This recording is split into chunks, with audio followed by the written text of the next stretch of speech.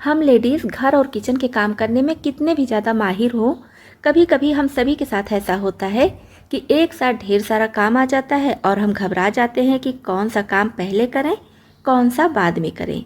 तो इस वजह से हमारा काम और भी नहीं हो पाता है। नमस्ते दोस्तों, मैं हूँ छाया और आपके अपने चैनल छाया रसोई में एक बार फिर से आपका बहुत बहुत स्वागत है। आज मैं एक बार फिर से आपके लिए कुछ यूजफुल टिप्स एंड ट्रिक्स लेकर आई हूँ, जिसको अपनाकर आप अपने घर और किचन के काम को बिना घबराए बहुत आसानी से निपटा सकती हैं। तो दोस्तों, वीडियो देखने से पहले हमेशा की तरह कमेंट बॉक्स में लिखकर ये ज़रूर बताइएगा कि आप इस चैनल की वीडियोस किस शहर या फिर किस गांव से देख रहे हैं, जिसे मैं लिखकर आपको थैंक्स बोल सकूं। तो चलिए देख लेते हैं आज की सबसे पहली टिप। दोस्तों, इस तरह से कपड़े वाला शॉपिंग बैग हम सभी के घरों में आता है। तो क्या कीजिए, इसको इस तरह से कट कर लीजिए जैसे मैं वीडियो में दिखा रही हूँ।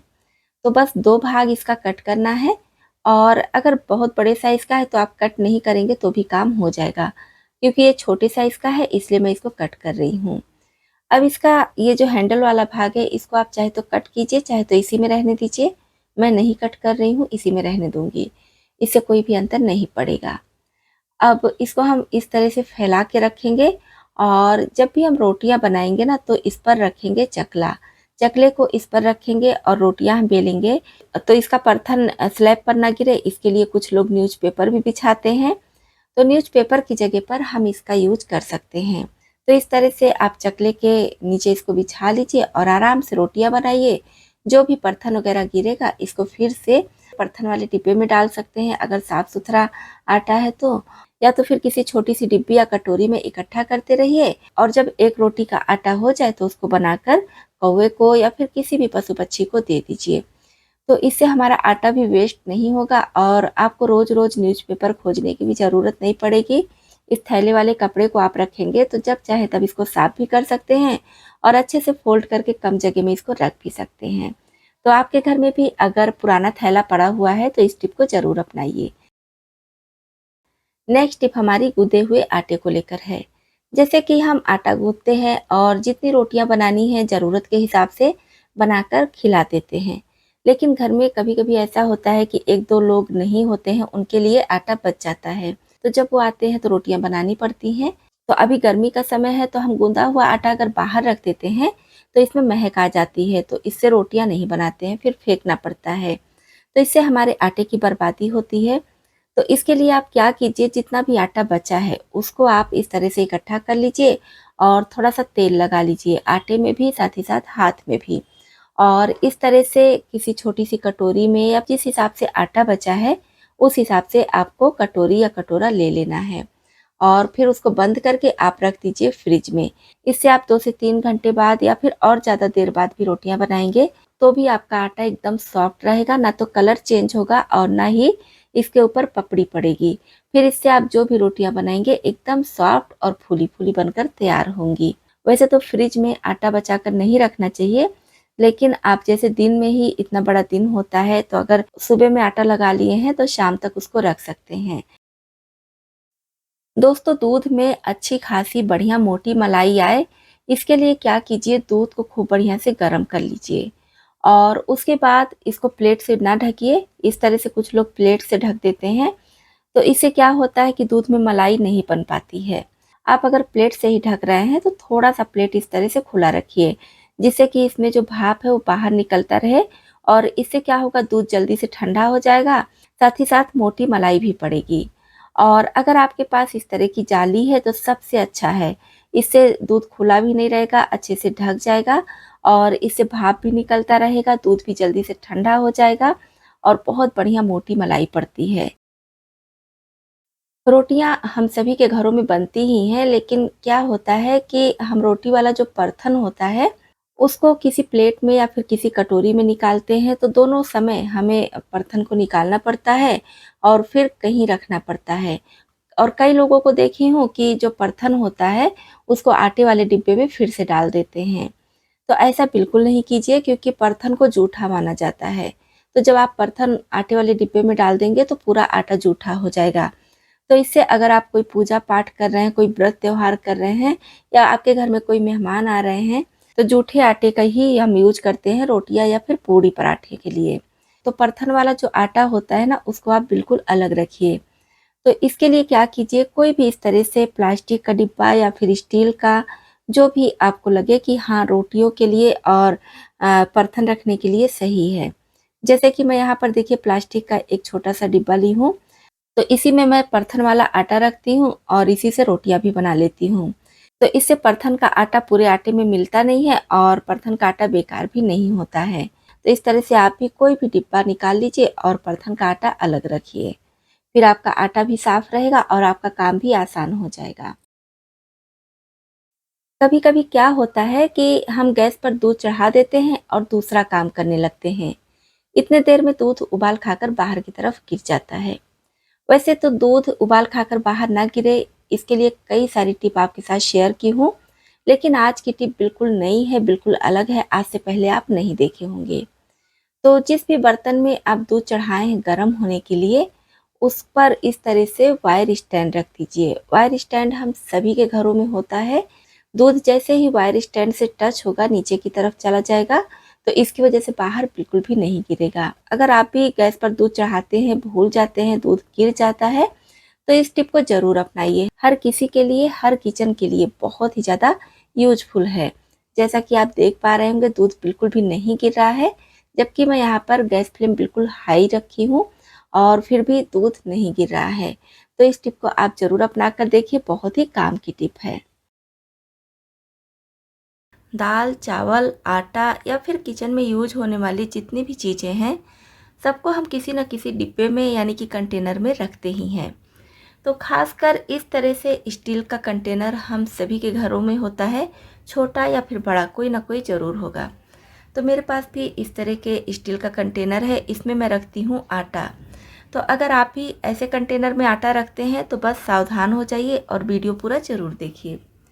तो यहाँ पर आप देख पा रहे होंगे अभी आटा मेरे घर में खाली हुआ है, तो मैं सोची कि आपके साथ इसका टिप शेयर कर दे रही हूँ। मैं हमेशा से ही चक्की वाला आटा लेती हूँ। तो चक्की वाला आटा क्या होता है ना कि सामने ही जो गेहूँ पसंद हो उसको तुरंत आप पिसवा कर और ले आइए। मार्केट से जो आटा लाते हैं उसमें हमें पता नहीं होता है कि मिलावट होती है या फिर किस तरह से गेहूँ साफ़ सुथरा है क्या है। तो इस वजह से मार्केट से आटा बिल्कुल नहीं लेती हूँ, बस चक्की से ही पिसवा कर लाती हूँ। तो अभी देखिए आटा ख़त्म हो गया है, 1-2 दिन का है, तो मैं सोची कि डिब्बे को धुलना है तो आपके साथ भी टिप शेयर कर दे रही हूँ। तो मैं क्या करती हूँ कि जिस झोले में आटा पिसवा कर लाती हूँ, झोला चक्की वाले ही देते हैं तो उसी में पिसवा कर लाती हूँ और झोले के सहित ही इस डिब्बे में रखती हूँ। इससे मुझे इस डिब्बे को बार बार साफ़ करने की ज़रूरत नहीं पड़ती है और डिब्बा साफ़ करते समय भी बहुत ज़्यादा मेहनत करने की भी ज़रूरत नहीं पड़ती है। तो इसी वजह से मैं झोले सहित ही इसको रखती हूँ। अब अगर आप झोले सहित रखते हैं तो भी आपको डिब्बा तो साफ़ करना ही है। ये है कि कुछ दिन के बाद करना पड़ेगा, जल्दी जल्दी नहीं करना पड़ेगा। लेकिन आप अगर डायरेक्ट आटा इसमें डालते हैं तो आपको बहुत जल्दी जल्दी से ये डिब्बा साफ़ करना पड़ता है। तो झोले में रखने के बाद भी थोड़ा बहुत आटा इसकी तली में गिर जाता है। तो साफ़ करने से पहले आप इस आटे को निकाल दीजिए, क्योंकि अगर आप इसी में पानी डाल देंगे तो आटा चिपक जाता है, साफ़ करने में दिक्कत होती है और फिर आटा नाली में जाएगा। तो इससे अच्छा इसको आप पहले से निकाल दीजिए। अब इसका ये जो बॉर्डर वाला भाग है इसको हमें खूब अच्छे से साफ़ करना होता है, क्योंकि ये मुड़ा होता है तो जल्दी से दिखता नहीं है और अगर हम ध्यान से ना साफ़ करें तो यहाँ पर रह जाता है। साथ ही साथ इसका ये जो नीचे वाला भाग होता है इसमें भी काफ़ी ज़्यादा लाइनिंग होती है, तो यहाँ भी अच्छे से साफ़ करना ज़रूरी होता है। साफ़ करते समय इन चीज़ों का तो ध्यान देते ही होंगे, नहीं देते हैं तो बस वीडियो देखिए और ध्यान ज़रूर दीजिए। तो यहाँ पर आप देखिए मैं डिब्बे को खूब अच्छी तरह से साफ़ कर ली हूँ, कहीं भी कोई गंदगी इसमें नहीं है। आप देख पा रहे होंगे, देखने में डिब्बा एकदम साफ़ लग रहा है। अब इसका ढक्कन हम देखेंगे तो ढक्कन का ये जो बॉर्डर वाला भाग होता है जहाँ पर हल्का सा मुड़ा रहता है, इसको आप कितना भी साफ़ कर दीजिए अच्छे से नहीं साफ़ होता है।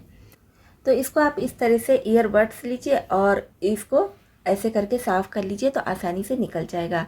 या फिर कोई पुराना कपड़ा ले लीजिए, किसी सीक वगैरह में लगा कर साफ़ कर लीजिए, कॉटन से भी साफ़ कर सकते हैं।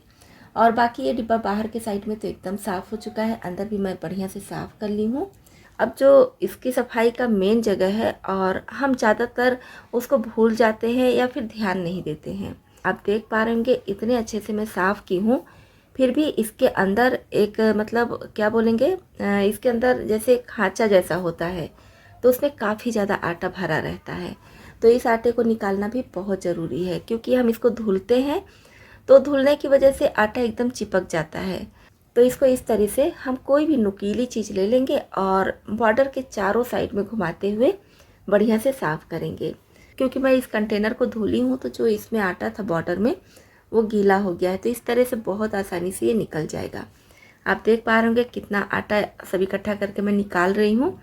तो इसको निकालना बहुत ज़रूरी है, क्योंकि अगर आप ये आटा इसमें छोड़ देंगे तो ज़्यादा दिन होने पे मतलब कि आपको दिखेगा नहीं, और ये नीचे जो आटा चिपका रहेगा ये धीरे धीरे करके काफ़ी पुराना होता जाएगा, तो इसमें कीड़े लगने के डर होते हैं। तो इसको साफ़ करना बहुत ज़रूरी होता है। और आटा ऐसा चीज़ ही है कि इसमें कीड़ा वैसे भी बहुत जल्दी से लग जाता है, खासकर बारिश के मौसम में तो और ज़्यादा। आप इस तरह से कोई नुकीली चीज़ से साफ़ कीजिए या तो फिर टूथ ब्रश ले लीजिए। और ये भी ध्यान रखना है पुराना टूथ ब्रश नहीं लीजिएगा, नया टूथ ब्रश जो आप किचन की सफाई के लिए यूज करते हैं उसको लीजिएगा। उससे भी अच्छे से आप इसको साफ़ कर सकते हैं, साफ़ हो जाएगा। तो अब जब भी आप इस तरह के कंटेनर को साफ़ कीजिए तो यहाँ की सफाई ज़रूर ध्यान दीजिए, क्योंकि मैं खुद कई लोग को देखी हूँ कि कंटेनर को अच्छे से साफ़ कर देते हैं और उसके बाद सुखा कर आटा रख देते हैं, लेकिन इस जगह का ध्यान नहीं देते हैं। यहाँ पर आपको ज़रूर ध्यान देना है, क्योंकि आटा जब हम डायरेक्ट रखते हैं तो भी नीचे में ही सबसे पहले रहता है और सबसे ज़्यादा दिन तक रहता है, और अगर हम झोला सहित रखते हैं तो भी थोड़ा बहुत आटा तो नीचे चला ही जाता है, और अगर इसमें कीड़े पड़ गए तो काफ़ी ज़्यादा दिक्कत हो जाएगी, आपका सारा आटा ख़राब हो जाएगा। तो आप देखिए इस कंटेनर को मैं अच्छे से साफ़ कर चुकी थी, खूब अच्छे से धुल भी चुकी थी। उसके बाद आप इस पानी को देख रहे होंगे कितना ज़्यादा गंदा हो गया है, पूरा आटा पानी में घुल चुका है। तो इसको इस तरह से साफ़ करने के बाद फिर से आप नॉर्मल पानी से धुल लीजिए और फिर धूप में अच्छे से सुखाकर तब आप इसमें आटा रखिएगा। और सुखाते समय आपको ध्यान रखना है कि इसका ये जो गैप वाला भाग होता है जहाँ पर आटा चिपक जाता है, यहाँ पर पानी भी भरा रहता है, तो इसको इस तरह से टेढ़ा करके सुखाइएगा और कम से कम 1 दिन तो पूरा सुखाइएगा ही, जिससे कि पानी अच्छे से सूख जाए। बिल्कुल भी इसमें पानी नहीं होना चाहिए। उसके बाद आप इसमें आटा रखिएगा। तो ये कंटेनर मैं अच्छे से धुल कर साफ़ करके और खूब बढ़िया से सुखा ली हूँ। अब मैं इसमें आटे का झोला रखूँगी। तो ये नया आटा मैं पिसवा कर लाई हूँ और मैं इसको खोल कर नहीं रखती हूँ, पहले ही बताई हूँ, झोले सहित ही इसमें रखूँगी। तो आप अगर आटे वाले कंटेनर की एक बार डीपली सफाई कर लेंगे तो बार बार आपको साफ़ करने की ज़रूरत भी नहीं पड़ेगी और आपका कंटेनर भी जल्दी गंदा नहीं होगा और देखने में भी सही रहेगा। अगर आप भी इस तरह के कंटेनर में आटा रखते हैं तो इस टिप को ज़रूर अपनाइए। तो यहाँ पर आप देख पा रहे होंगे मैं 2 तरह का चना ली हूँ। एक तो ये बड़े साइज़ का दाना है और इसमें चमक है और थोड़ा-सा फूला-फूला भी लग रहा है। और जो दूसरा है ये देखिए सिकुड़ा हुआ है, इसमें चमक भी नहीं है और ये छोटे दाने का है। तो ये जो चना होता है इसका यूज़ हम करते हैं सब्जी बनाने के लिए या फिर अंकुरित करके खाने के लिए। और इधर ये जो मोटा वाला चना है इसको बोलते हैं पहलवान चना। तो ये भूनने के काम आता है, सत्तू वगैरह जब बनाते हैं या तो फिर ऐसे ही भुना खाते हैं तो उसके काम आता है। तो हमें यहाँ पर चाहिए पहलवान चना, और आप कमेंट बॉक्स में लिखकर ज़रूर बताइएगा कि आपके यहाँ इस चने को क्या बोलते हैं। लोकल मार्केट में भी आपको ये चना मिल जाएगा और ऑनलाइन भी आप इसको मंगा सकते हैं। अब चने को हम डाल देंगे एक बड़े बर्तन में और इसमें हमें डालना है थोड़ा-सा नमक और थोड़ा-सा हल्दी पाउडर। हल्दी पाउडर की मात्रा आप कम ज़्यादा कर सकते हैं, लेकिन नमक कोशिश कीजिएगा कि कम ही रखिएगा, क्योंकि इस चने को हम नमक में भूनने वाले हैं, तो अगर आप पहले से नमक ज़्यादा डाल देंगे, तो फिर इसमें नमक बहुत तेज़ हो जाएगा। और इसी के साथ में लेना है थोड़ा-सा पानी, बहुत ज़्यादा पानी का भी ज़रूरत नहीं है, बस 1 या 2 छोटा चम्मच पानी आपको लेना है या फिर चने के हिसाब से कम-ज़्यादा कर लीजिएगा। अब पानी डालकर अच्छे से इसे हम मिला लेंगे, जिससे कि नमक और हल्दी पाउडर इसके ऊपर अच्छे से चिपक जाए। तो इस तरह से मिलाने के बाद अब इसको किसी प्लेट में फैला देंगे 10 से 15 मिनट के लिए। बहुत ज़्यादा देर के लिए नहीं छोड़ना है। तो यहाँ पर मैं करीब 15 मिनट पहले इस चने को तैयार करके रखी हूँ। इसमें नमक और हल्दी अच्छे से लगाकर और 15 मिनट पहले छोड़ दी थी। तो आप देख पा रहे होंगे इसमें बहुत ज़्यादा पानी नहीं है, नमी अभी भी है, लेकिन ऊपर से पानी बिल्कुल भी नहीं दिख रहा है। तो बस इसी तरह से आपको चाहिए, काम आसान हो जाए इसलिए मैं पहले से इस चने को तैयार करके रख ली थी। अब इसको भूनने के लिए हम गैस पर चढ़ाएंगे एक कढ़ाई और इसमें डाल देंगे नमक। तो ये पुरानी कढ़ाई है, इसका यूज मैं बस केक बनाने के लिए या तो फिर भूजा वगैरह भूनने के लिए करती हूँ। तो मैं यहाँ पर फ्रेश नमक का यूज कर रही हूँ। आप चाहे तो अगर आपके पास पुराना नमक रखा है तो उसको भी ले सकते हैं। नमक को कढ़ाई में अच्छे से फैला देंगे और इसे खूब बढ़िया से धुआं निकलने तक गर्म होने देना है। अब नमक जब बढ़िया से गर्म हो जाए तब इसमें नमक के हिसाब से आपको चना डालना है। बहुत ज़्यादा चना नहीं डालिएगा, जितना आप नमक ले रहे हैं उसी के हिसाब से डालना है और लगातार इसको इस तरह से चलाते हुए भूनना है। फ्लेम पूरे समय हाई रखना है, हाई फ्लेम पर ही इसे हमें भूनना है और इसे छोड़िएगा भी नहीं, क्योंकि नमक बहुत ज़्यादा गर्म होता है तो जलने लगेगा। तो अभी हम फ्लेम हाई पर रखेंगे और लगातार चलाते हुए इसको भूनेंगे जब तक कि चना अच्छे से फूल नहीं जाता है। वैसे मार्केट में भी मसालेदार भुना हुआ चना बहुत आसानी से मिल जाता है, लेकिन जब हम इसको घर पर तैयार करते हैं तो गरम गरम जब चाहें तैयार कर सकते हैं अपनी सुविधा के अनुसार। तो यहाँ पर देखिए चना कितना बढ़िया फूलने लगा है। ज़्यादा समय बिल्कुल भी नहीं लगता है, 2 से 3 मिनट में ही आपको पता चल जाएगा कि चना कितने अच्छे से फूल रहा है। तो इस तरह से हम चलाते रहेंगे और जब चना फूलना बंद हो जाए और इस पर बढ़िया से कलर आ जाए तब समझ लीजिए कि अच्छे से ये भून चुका है। तो आप देख पा रहे होंगे कितना बढ़िया ये चना फूला है। अब इसको हम निकाल लेंगे और कढ़ाई में जो नमक बचा है इसको फिर से खूब अच्छी तरह से गर्म कर लेंगे और जब अच्छे से गर्म हो जाए तो बाकी का बचा हुआ चना डालकर उसी तरह से चलाते हुए इसको भी भून कर निकाल लेंगे। तो दोस्तों जब आप इस तरह से मसाला चना भूनेंगे तो घर में ही बहुत आसानी से एकदम खस्ता फूला फूला चना भूनकर तैयार कर लेंगे। जैसा कि आप वीडियो में देख पा रहे होंगे कितने बढ़िया से ये चना फूल रहा है। तो यहाँ पर लीजिए एकदम फूला फूला खस्ता मसालेदार चना तैयार है। इसको आप गर्मा गर्म खाइए, खाने में बहुत ज़्यादा टेस्टी लगता है। इसके छिलके में भी काफ़ी ज़्यादा फाइबर होता है, तो कोशिश कीजिए छिलके सहित ही आप इसको खाइए। तो दोस्तों ये थे आज के कुछ यूजफुल टिप्स। दोस्तों आपको इसमें से कौन सी टिप ज़्यादा पसंद आई और कौन सी पहले से पता थी, कमेंट बॉक्स में लिखकर जरूर बताइएगा। वीडियो पसंद आया हो तो लाइक और शेयर कीजिएगा। चैनल पर पहली बार आए हैं और हमारी यूट्यूब फैमिली में शामिल होना चाहते हैं तो इस चैनल को सब्सक्राइब भी कर लीजिएगा।